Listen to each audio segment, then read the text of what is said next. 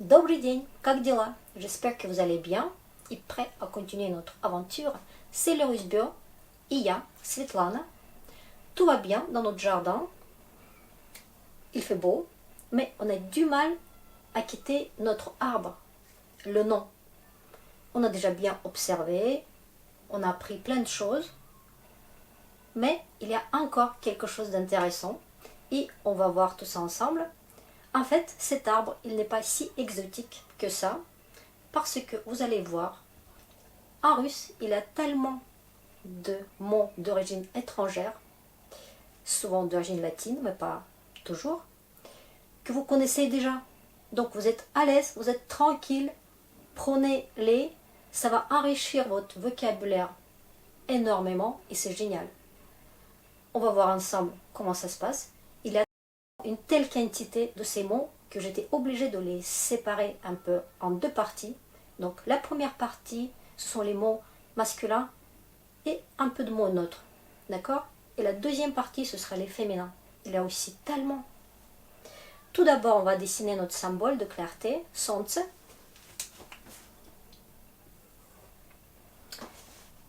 Et donc, notre sujet, ce sont des noms d'origine étrangère.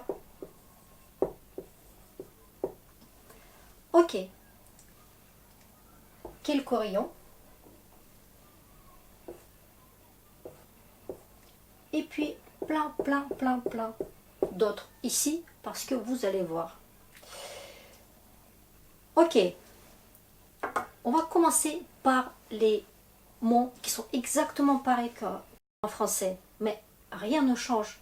Regardez, si je dis banane, banque, divan, épisode, style, silhouette, etc., on les prononce pareil. Donc on est carrément aux anges. Alors, on va les noter. Banque, silhouette, style, divan, épisode. Et je ne parle pas de autobus, etc. Plein de transports. Allez, donc là on est bien. Il y a une telle quantité. Bah, si vous avez besoin de demander, je m'amuse à compléter cette liste à chaque fois, tellement il a des mêmes mots. Ok, après, donc, on a aussi tellement de mots qui désignent les matières, le sport, les instruments de musique qui sont aussi les mêmes, vous allez voir. Donc, quand on dit football, est-ce que c'est un mystère pour vous? Mais non, c'est le football.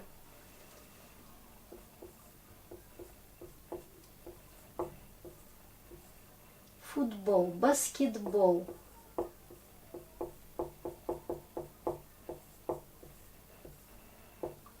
Volleyball.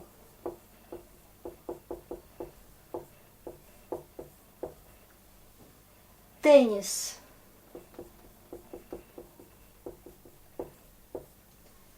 Rugby.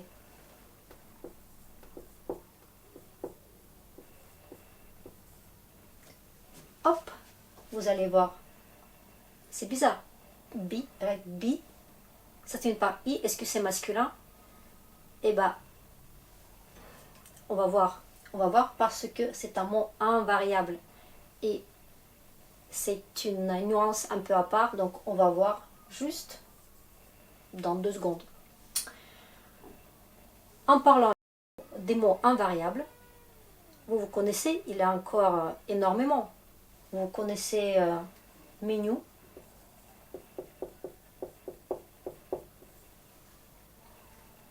taxi, nouveau mot métro. Regardez, tout ça, donc c'est des mots invariables qui ne se déclinent pas, qui ne font pas le pluriel, qui ne bougent pas du tout. Et rugby, ça fait partie. Donc je le mets ici. Et donc tous ces mots invariables qui ne sont pas animés, donc ce sont des choses et pas des animaux ou des insectes. Tout ça, on considère comme les mots neutres. Ok. Il y a plein d'autres. Palto.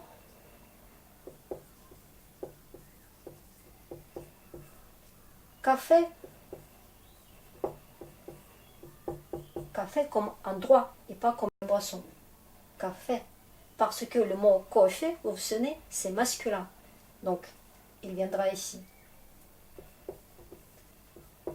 Exception, café, c'est masculin. Ok. Tout ça, donc, ce sont aussi des mots que vous connaissez parfaitement. C'est la même chose, exactement la même chose. Maintenant, on va voir quel mot invariable on considère comme masculin parce que ça va être des animaux et tout ce qui est vivant. Les oiseaux, on a parlé déjà de ça quand on a étudié le genre du nom. Donc, on va les noter. Vous vous souvenez? Pony. Poney, c'est pratiquement la même chose. Chimpanzé, kakadou, calibri.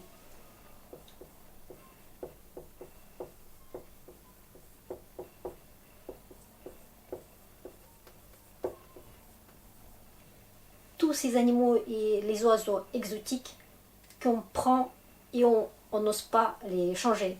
Donc voilà. C'est les mêmes. Regardez, phonétiquement, c'est pareil.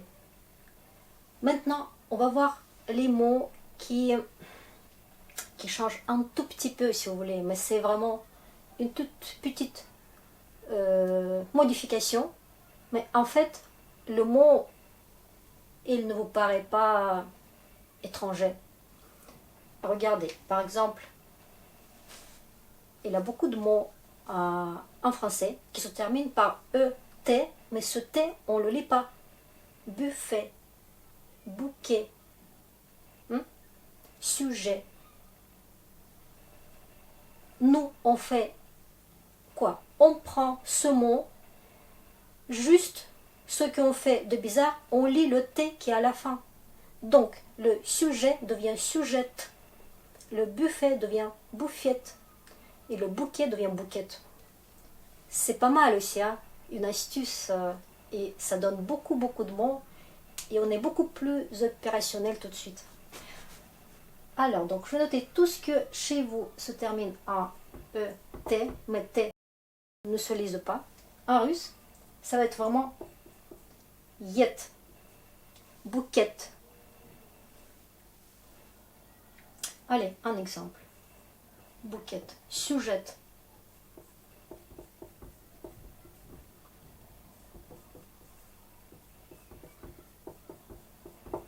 Etc., etc. Ok, maintenant, il y a aussi plein de mots que vous connaissez déjà, qui se terminent en isme. Capitalisme, communisme, optimisme, il y a plein. Donc, qu'est-ce qu'on fait en russe? Ah bah, vous écrivez comme ça. Et nous, bah, comme on ne lit pas tout ce que ne se lise pas, donc ce E à la fin, ce sera le même mot phonétiquement. Capitalisme, communisme, optimisme. C'est pas mal, hein? Donc en russe, ça va nous donner isme. Et donc, voilà, optimisme.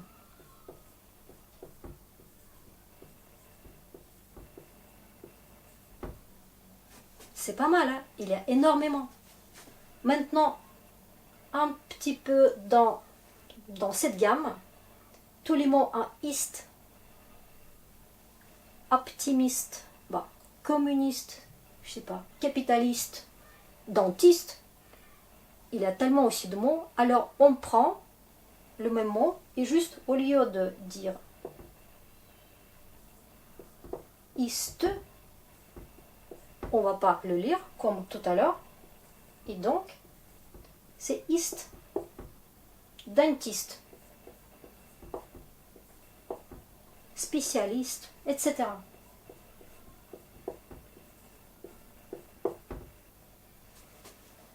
Ok, c'est pas mal, hein. Maintenant, tout ce qui est log, quand vous dites psychologue, catalogue, et nous aussi, on dit pareil.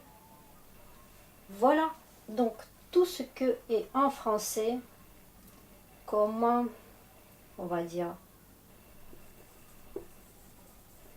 en russe, ça va être log, psychologue, catalogue, analogue. C'est très bien aussi. Allez, analogue.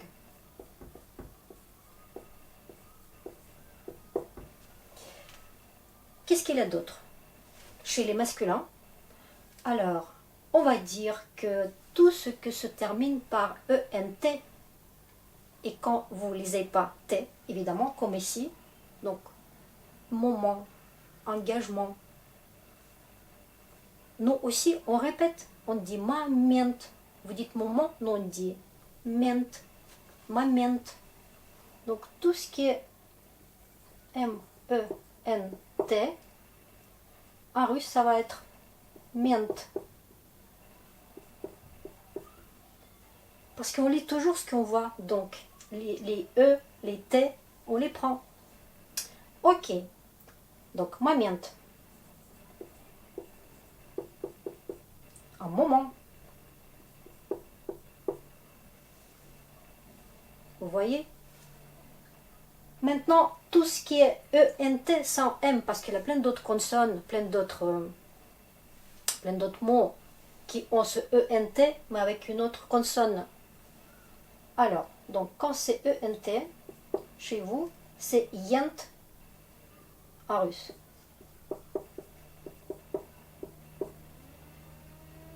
Ok, donc on va prendre client, hein, client, O-N-T, en russe, client. Sympa, sympa.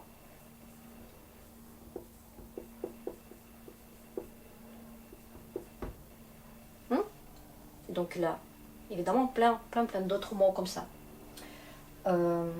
Agent, agent. Histoire de lettre G française qui va souvent se transformer en G russe. C'est un truc très intéressant, donc à faire attention. Alors, qu'est-ce qu'il y a d'autre? Si on cherche encore tous les mots masculins, donc qui se terminent en port, transport, passeport, aéroport, en russe, c'est la même chose. Et encore une fois, on lit le T que vous ne lisez pas. Alors, donc tout ce qui est port, donc en russe, ça va être porte. Il se porte, il va se retrouver dans les mots comme passeport, passport, ou AE, rapporte. Donc plein. Bon, donc.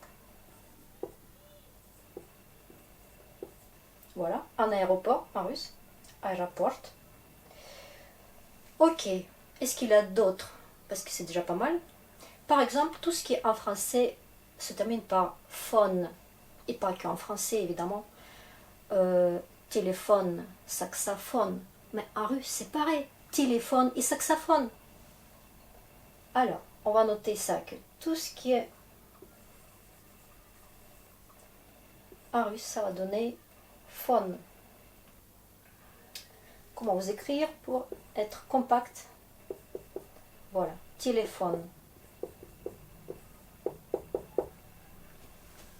C'est super, hein, je trouve. Regardez combien on a, et c'est pas encore tout. Par exemple, pour les mots qui se terminent par S-O-N, mais on lit ça comme zon, saison, garnison. C'est les mêmes mots. Saison, garnison. Mais N nasal, chez vous, va se transformer en N normal, chez nous. Donc, tout ce qui est ça, mais qui se lise comme zon, en russe, donc ça va être vraiment Z, Z-O-N. Saison. C'est bien ça. Garnison. Et est-ce qu'on a quelque chose d'autre? Eh oui, il y a beaucoup de mots. Vous allez voir. Tout ce que en français se termine par EUR. Il y a plein. Directeur, inspecteur, tracteur, acteur, chauffeur. Mais il y a tellement. Vous vous rendez compte? Est-ce que vous vous rendez compte à quel point on enrichit notre vocabulaire? C'est grave, hein, c'est vraiment grave. Alors, ce ER, il va se transformer en russe et ça va devenir OR ou YOR. Chez certains mots, comme chauffeur et acteur, on le transforme avec YOR. Acteur, un acteur. Chauffeur, un chauffeur. Et puis pour OR, directeur, inspecteur, comme j'ai déjà dit, plein. Alors, est-ce qu'on a la place pour donner un exemple de... Ah, un petit mot. Moteur en français, motor en russe. Voilà, comme ça on a la place pour ça. Regardez, c'est pas beau ça? C'est génial. Alors, combien on a? On va compter tout de suite et comme ça on revise un peu. Allez, donc tout ce qui est ET en français. Bouquet, portrait, ET et AIT. Attention. Il y a encore plus que ça. Tout ce que est isme. Optimisme, capitalisme, socialisme, plein. Ist. Spécialiste. Log. Man. En. Port. Phone. Son. Mais dans le son. Zon. Saison. Et puis heure. Regardez. 1, 2, 3, 4, 5, 6, 7, 8, 9, 10. 10 terminaisons qu'on prend et on est tranquille. Je trouve que c'est génial. En plus, tout ça, regardez, c'est les mêmes mots. Il y a encore tellement. Il faut se rendre compte à quel point on est bien. Tout ça, donc, les sports, les instruments de musique, les matières. On va les voir un peu chez les féminins aussi. Les matières, oh là là, tout ce qu'on apprend à l'école, c'est les mêmes. Après, tout ce qui est mot invariable, donc cette gamme-là, il y a des noms, des animaux et des oiseaux. Et puis, il y a plein de mots, petits mots comme ça, taxi, menu, paletot. Ils sont invariables. Et donc, ça, c'est des mots neutres. Et ça, c'est des mots masculins. Au cas où. Parce que le reste, c'est des mots masculins. Bon, tout est masculin. Tout. Donc, c'est pas la peine de sélectionner un. On va juste dire aussi une petite chose. Qu'on va garder même l'accent tonique. Pas que le mot, mais aussi l'accent tonique pour beaucoup de ces mots. Et c'est le cas de tout ce qui est isme, ist, zon. C'est pas mal. Tout ce qui est en et main. Regardez. Pas en russe, pas en français, en russe, évidemment. Regardez. Même l'accent tonique, on garde. Pas pour tous les mots, malheureusement. Il y en a quand même pas mal qui changent, l'accent qui bouge. Mais c'est pas très grave. Voilà, regardez. Notez-le. Ça va vraiment servir pour commencer les premières phrases. C'est génial. J'étais très contente de vous démontrer ça. On va se voir très bientôt pour continuer notre jardinage linguistique. Спасибо и до свидания.